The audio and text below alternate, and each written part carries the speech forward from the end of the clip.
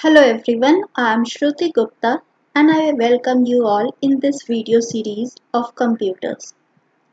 आज का हमारा टॉपिक है block diagram of computer system.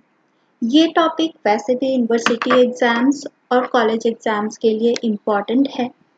तो आज हम देखते हैं ब्लॉक डायग्राम कंप्यूटर का। इस ब्लॉक डायग्राम में बेसिकली 4 इम्पॉर्टेंट पार्ट्स हम कह सकते हैं।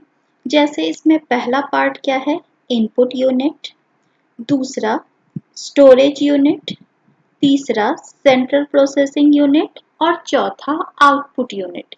इस ब्लॉक डायग्राम को समझने के पहले हमें आईपीओ साइकिल को समझना जरूरी है, जिसे हमने लास्ट वीडियो में डिस्कस किया था। और अगर आप वो वीडियो देखना चाहते हैं तो उसका लिंक मैं डिस्क्रिप्शन बॉक्स में दे दूंगी। लेकिन हमारा पहला जो इम्पॉर्टेंट यूनिट है वो क्या है, इनपुट यूनिट। तो इनपुट यूनिट का काम क्या होता है, डेटा को इनपुट करना। तो हम एक एक करके इन सारी चीज़ों को डिस्कस करेंगे। तो पहला हम देखते हैं इनपुट यूनिट। इनपुट यूनिट क्या क्या काम करता है। तो पहला काम क्या है इनपुट यूनिट का, यह डेटा को इनपुट कराता है आउटसाइड द वर्ल्ड। जैसे हम कीबोर्ड से कोई नंबर टाइप करते हैं या अल्फ़ाबेट टाइप करते हैं, तो वह क्या है, वह डेटा हम कंप्यूटर में कीबोर्ड के थ्रू एंटर कर रहे हैं। सेकेंड पॉइंट है, it converts these data into computer acceptable form. So what is computer acceptable form? It is 0 and 1. Computer किसी भी डेटा को सिर्फ 0 and 1 में समझता है। तो कोई भी इनपुट डिवाइस वो डेटा को किस में कन्वर्ट करता है, 0 1 की सीरीज में। हम चाहे अल्फ़ाबेट एंटर करें या कोई नंबर एंटर करें, वह इनपुट डिवाइस या इनपुट यूनिट उसको 0 1 की सीरीज में कन्वर्ट कर देगा। थर्ड पॉइंट है, इस डेटा को यह आगे प्रोसेसिंग के लिए फॉरवर्ड करता है। यानी डेटा को लेकर इसे 0101 में कन्वर्ट करता है और उस कन्वर्टेड डेटा को यह आगे प्रोसेसिंग के लिए पास करता है। तो इनपुट यूनिट का ये मेन फंक्शन है कि यह डेटा को लेता है, उसको कंप्यूटर फॉर्म में यानी बाइनरी डिजिट्स में कन्वर्ट करता है और इन डिजिट्स को आगे प्रोसेसिंग के लिए फॉरवर्ड करता है।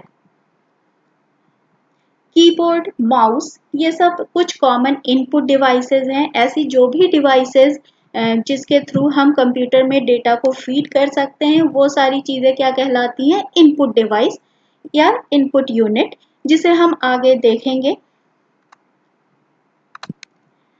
अब इस डायग्राम में अगर हम देखें तो ये हो गया हमारा इनपुट यूनिट। अब नेक्स्ट हमारा क्या आता है, स्टोरेज यूनिट। स्टोरेज यूनिट यानी जिसमें डेटा को स्टोर किया जा सके। तो स्टोरेज यूनिट का काम क्या होता है, यह उन डेटा या इंस्ट्रक्शंस को होल्ड करता है जो इनपुट डिवाइस के द्वारा एंटर किया गया है। फिर प्रोसेस्ड रिजल्ट को वो स्टोर करता है, साथ ही फाइनल रिजल्ट को यह किसी आउटपुट डिवाइस पर सेंड करता है। अब ये कॉमन आउटपुट डिवाइस क्या हो सकते हैं, वो हो सकते हैं हमारे प्रिंटर या मॉनिटर। तो ये हमारा स्टोरेज यूनिट हो गया जो डेटा को इनपुट कराता है और उसको आउटपुट यानी उसे आगे आउटपुट डिवाइस पर भेज देता है। अब ये स्टोरेज यूनिट भी दो तरह के होते हैं, primary storage and secondary storage. Primary storage क्या होता है, यहाँ हम देख सकते हैं यह प्राइमरी स्टोरेज है और इसके बाद ये सेकेंडरी स्टोरेज है। तो प्राइमरी स्टोरेज क्या होता है, इसे मेन मेमोरी कहा जाता है। जैसे रैम, रैम क्या है, मेन मेमोरी है, लेकिन यह डेटा को तभी तक होल्ड कर सकता है जब तक उसमें पावर सप्लाई हो रही हो या हमारा कंप्यूटर ऑन हो। तो जब हम कोई भी काम करते हैं वह रिजल्ट एक्चुअली कहाँ स्टोर होता है, प्राइमरी स्टोरेज पे। सेकेंड है हमारा सेकेंडरी स्टोरेज। सेकेंडरी स्टोरेज अगर किसी डेटा या प्रोग्राम को हम परमानेंटली सेव करके अपने कंप्यूटर में रखना चाहते हैं तो हम सेकेंडरी स्टोरेज का यूज करते हैं। सेकेंडरी स्टोरेज हमारा हार्ड डिस्क हो सकता है, ऑप्टिकल डिस्क हो सकता है, या कोई भी ऐसी डिवाइस हो सकती है जिसमें हम डेटा को स्टोर करके रख सकते हैं और फ्यूचर में हम उसका यूज कर सकते हैं।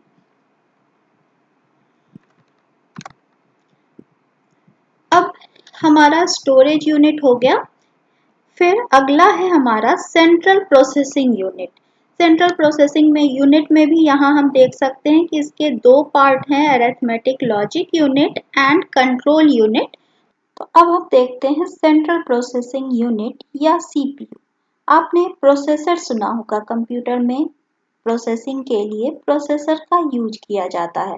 तो प्रोसेसर इसे ही कहा जाता है सीपीयू, यानी ये डेटा को प्रोसेस करने का काम करता है और साथ ही जो इंस्ट्रक्शंस कंप्यूटर में फीड किए जाते हैं उन इंस्ट्रक्शंस को भी एग्जीक्यूट कराने का काम यही करता है। तो सेंट्रल प्रोसेसिंग यूनिट के भी दो मेन पार्ट्स होते हैं। पहला अरिथमेटिक लॉजिक यूनिट या इसे एएलयू कहा जाता है। अरिथमेटिक कैलकुलेशन यानी एडिशन, सब्ट्रैक्शन, मल्टीप्लिकेशन आदि अरिथमेटिक कैलकुलेशन में आते हैं। एंड लॉजिक यूनिट जिसमें हम दो वैल्यूज को कंपेयर करते हैं, जैसे less than, greater than, equal to etcetera. तो अरिथमेटिक लॉजिक यूनिट का काम क्या होता है कि जितने भी कंप्यूटर में अरिथमेटिकल या लॉजिकल ऑपरेशंस परफॉर्म किए जाते हैं वो इसी यूनिट के द्वारा परफॉर्म किए जाते हैं। तो सेकंड पार्ट है हमारा कंट्रोल यूनिट। कंट्रोल यूनिट जैसा कि नाम से पता चल रहा है कि यह कंप्यूटर के सभी ऑपरेशंस या एक्टिविटीज को कंट्रोल करता है। यह इंस्ट्रक्शंस के अनुसार जितने भी डिवाइसेस होते हैं जो कंप्यूटर से कनेक्टेड होते हैं उन सभी डिवाइस को कंट्रोल करने का काम कंट्रोल यूनिट ही करता है। फिर अगर इस हम ब्लॉक डायग्राम को देखें तो ये तीसरा था हमारा सेंट्रल प्रोसेसिंग यूनिट। अब फाइनली हमारे पास क्या है, आउटपुट यूनिट। तो आउटपुट यूनिट का काम क्या होता है, जो प्रोसेस्ड रिजल्ट है उसको डिस्प्ले करना। तो अगर हम आउटपुट यूनिट को देखें तो पहला काम क्या है कि यह कंप्यूटर से डेटा को बाइनरी फॉर्म में लेकर उसे ह्यूमन रीडेबल फॉर्म में डिस्प्ले करता है। जैसे कंप्यूटर में जो भी प्रोसेस्ड रिजल्ट है वह बाइनरी सीरीज में ही होती है, लेकिन 0101 हम नहीं समझ सकते हैं। हम स्क्रीन पर क्या देखते हैं, अल्फाबेट देखते हैं या कोई नंबर्स देखते हैं। इस तरह आउटपुट यूनिट का काम कन्वर्टेड रिजल्ट को हमें दिखाना होता है। और सबसे कॉमन यूज होने वाले आउटपुट डिवाइसेस हमारे मॉनिटर या प्रिंटर्स हैं। इसके अलावा भी बहुत सारे इनपुट आउटपुट डिवाइसेस होते हैं जिसे आगे के सीरीज में हम डिस्कस करेंगे। Thank you. अगर आपको ये वीडियो अच्छा लगा तो please like it, share it and subscribe it, and you can put any query in the comment section.